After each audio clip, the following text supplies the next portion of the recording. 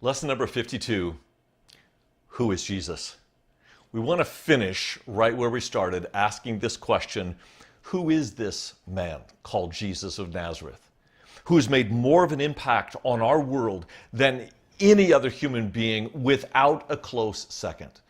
To answer this question, we want to go clear to the end of the Bible, the book of Revelation. And I want to highlight 3 chapters for you. Chapter 1, chapter 5, chapter 19. Because they are the only places where we get this robust portrait of the non-incarnational Christ. We've been looking at him in his earthly life, which was a thin slice of time compared to his eternity before incarnation and his eternity after. Revelation gives us an insight into the sight that we will see when we see him. Chapter 1 begins with this awesome vision. John is on the Isle of Patmos and he hears this loud voice behind him.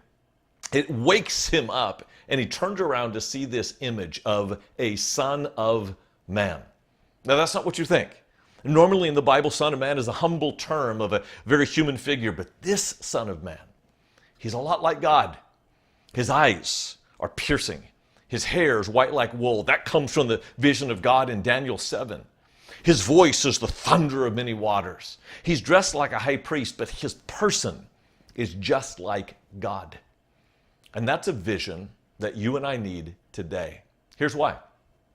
Chapter 2 and 3 of Revelation are 7 letters to 7 churches, a lot like your church and a lot like mine, with all our failings, all our fears. Jesus enters into our sinful present, even the sinful present of our church. And if we have a clear view of him, then we can live with integrity in the local church, which is the hope of the world. If you lose sight of Jesus, then your church loses everything that gives it power and uniqueness and purpose in this world. The second portrait of Jesus is in chapter 5, where we see John getting a glimpse into heaven, like he's taken up into the throne room, quite a ride. And there he sees a scroll. It's written on both sides, packed with information. And John is so curious to hear what is written in the scroll. The problem, no one is qualified to read the scroll, save one. And John weeps and weeps, and the angel says, don't weep, because there is one who is able to open the scroll and read what it says. Listen to the description of the one who is able to open the scroll. Weep no more, behold, the Lion of the tribe of Judah, the Root of David, has conquered, so that he can open the scroll and its 7 seals. And in the very next verse, here comes the Lion of the tribe of Judah. Except he's not a lion, he's a lamb. And a slain lamb at that. What gives? I thought it was supposed to be a lion. He is. The slain lamb conquers by laying his life down. The lion and the lamb are one and the same.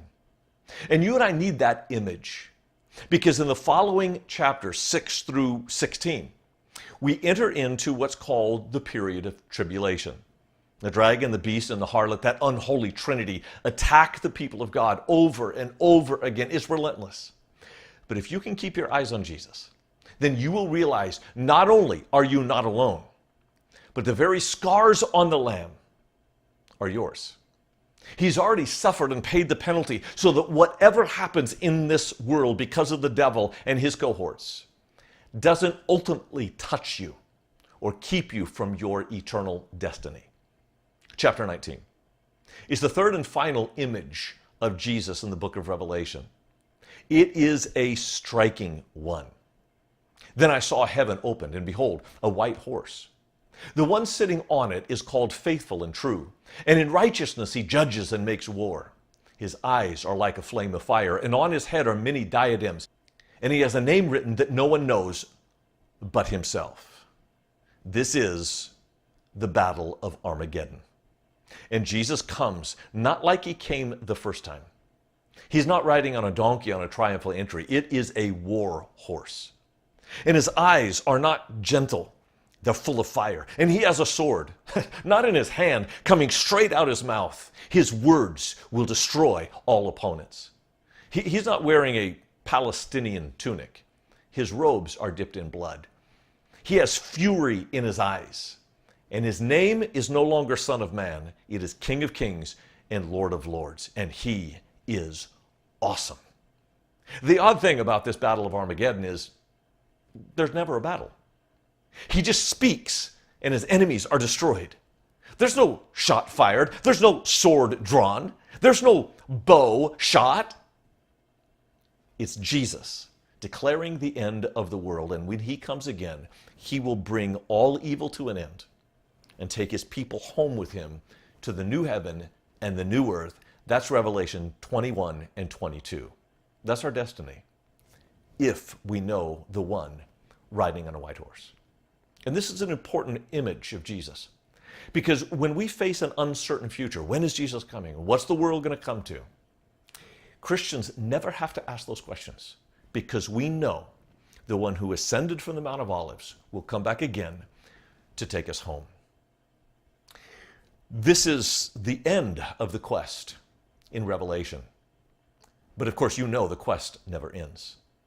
Because until he comes, we will always be seeking him out, chasing him relentlessly to the ends of the earth, even unto the end of eternity.